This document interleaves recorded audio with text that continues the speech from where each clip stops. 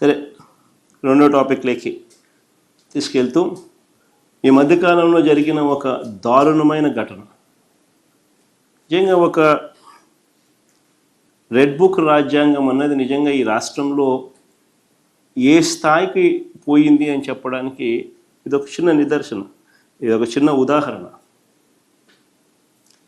పెన్నెల్లి గ్రామం అనేది ఒక గ్రామం, గురజాల కాన్స్టిట్యున్సీ, గురజాల నియోజకవర్గం. ఇందులో సర్పంచ్ మావాడు, 3 ఎంపీటీసీలు ఉన్నారు. 3 ఎంపీటీసీలు మా వాళ్ళే, వైసీపీ వాళ్ళు.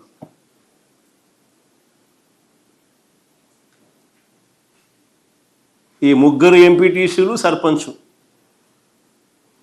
వీళ్ళతో పాటు దాదాపుగా 300 పైచిలకు కుటుంబాలు. ఊళ్ళు విడిచిపెట్టిపోయే పరిస్థితిలోకి రెడ్ బుక్ రాజ్యాంగం నడిచింది అని అంటే, నడిపిస్తూ ఉన్నారు అని అంటే నిజంగా సిగ్గుపడాలి వీళ్ళంతా. వాళ్ళ ఊరిలో వాళ్ళకున్న ఆస్తులు, వాళ్ళ ఊరిలో వాళ్ళకున్న పొలాలను, వాళ్ళ ఊరిలో వాళ్ళకున్న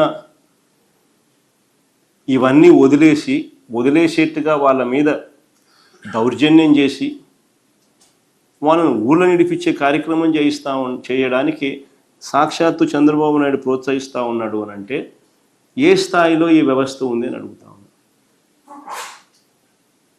వాళ్ళ ఊళ్ళో మళ్ళీ తిరిగి ప్రవేశం చేయడం కోసం కోర్టులో కేసు పెండింగ్ ఉంది. వాళ్ళు వేసిన కేసు పోలీస్ సెక్యూరిటీతో, పోలీస్ ప్రొటెక్షన్తో పికెట్ ఆర్గనైజ్ చేసి వాళ్ళను ఊర్లోకి తిరిగి చేర్పించమని చెప్పి హైకోర్టును అభ్యర్థిస్తూ వాళ్ళు వేసిన పిటిషన్ పెండింగ్ ఉంది.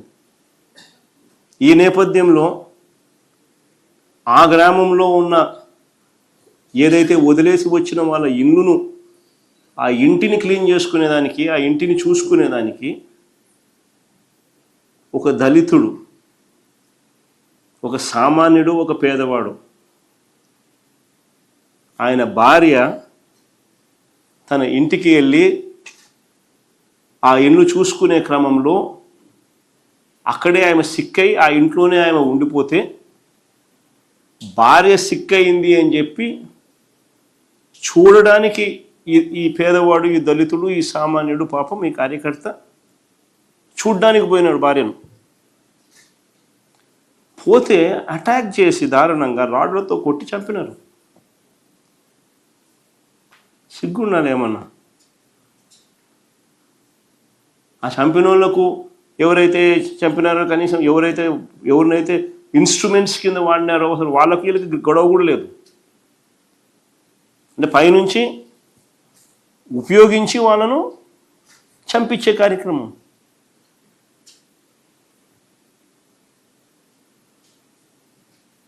దీంట్లో సిఐలు, ఎస్ఐలు, ఎస్పీలు, చంద్రబాబు నాయుడు ఎమ్మెల్యేలు, చంద్రబాబు నాయుడు గారు సాక్షాత్తు, వీళ్ళంతా దోషులే.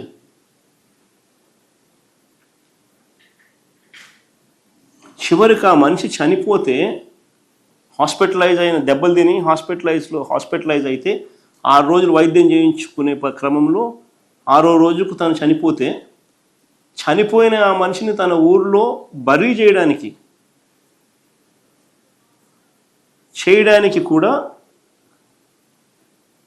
ఊర్లోకి పోకూడదు అని చెప్పి పోలీసులు అడుగున్నారు. ఆశ్చర్యం కలిగించే విషయం. ఎట్లా అడ్డుకుంటామయ్యా అని చెప్పి మా పార్టీకి సంబంధించిన నాయకులు, మా పార్టీకి సంబంధించిన కార్యకర్తలు, తన బంధువులు, చనిపోయిన ఆయన బంధువులు అందరూ కూడా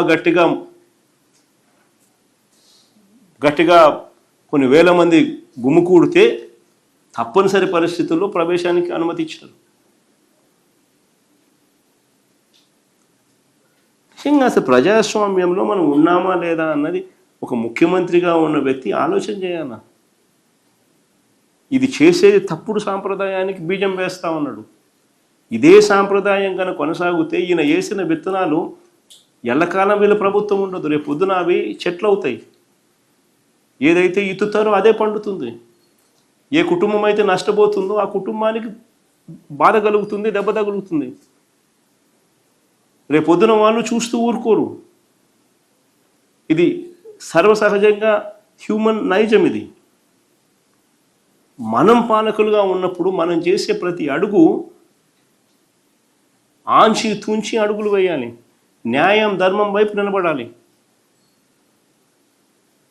పాలకుడనేవాడు న్యాయాన్ని ధర్మాన్ని తప్పితే ఒక విషపు గింజలు నాటినట్టు అవుతుంది. రేపు పొద్దున చెట్లు అవుతాయి. ఎవరు కంట్రోల్ చేయలేని పరిస్థితులకి ఆ చెట్లు పెరుగుతాయి. ఈ మనిషి నాయకుడు కాదు, పాలకుడు కాదు, అన్ని చెడ్డలవాట్లు చెడ్డ గుణాలు ఉన్న ఒక తప్పుడు మనిషి. ఏదైనా భగవద్గీత చదివినా, ఏదైనా బైబిల్ చదివినా, ఏదైనా ఖురాన్ చదివినా కానీ మనకంతా దేవుళ్ళు ఆ గ్రంథాలలో మనకు చెప్పేది ఏంది? మోసం చేయకండి, అబద్ధాలు ఆడకండి, రైచియస్గా బతకండి, ఆనెస్ట్గా బతకండి అని మనకు నేర్పిస్తారు. కానీ చంద్రబాబు నాయుడు ఆయనకున్న అలవాటు, ఆయన కొడుకు ఆయన నేర్పించిన అలవాటు, చివరికి ఆయన పార్టీ వాళ్ళకి ఆయన చెప్పే అలవాటు ఏంది?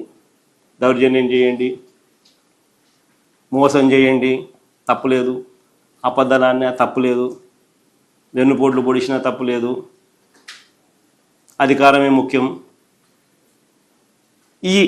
ఆయన నేర్పించేది నిజంగా అన్ని తప్పుడు విత్తనాలు నాటుతూ ఉన్నాడు. ఇవి రేపొద్దున వృక్షాలు అవుతాయి.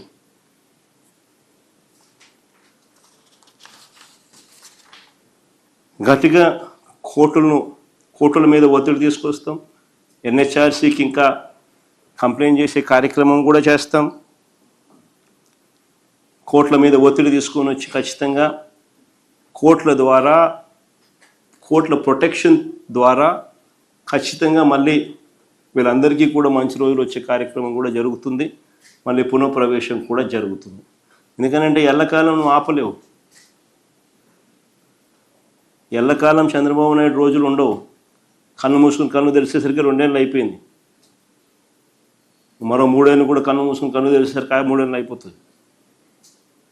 దాని తర్వాత ఇదే చంద్రబాబు నాయుడుకు తాను వేసిన విత్తనాలు వృక్షాలు అయితే ఎలా ఉంటుందో చంద్రబాబు నాయుడుకు తెలుస్తాయి.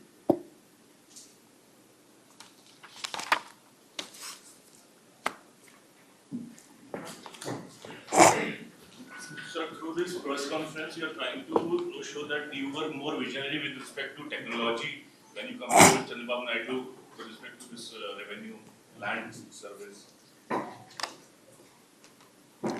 Basically, we are here, Avinash, only to showcase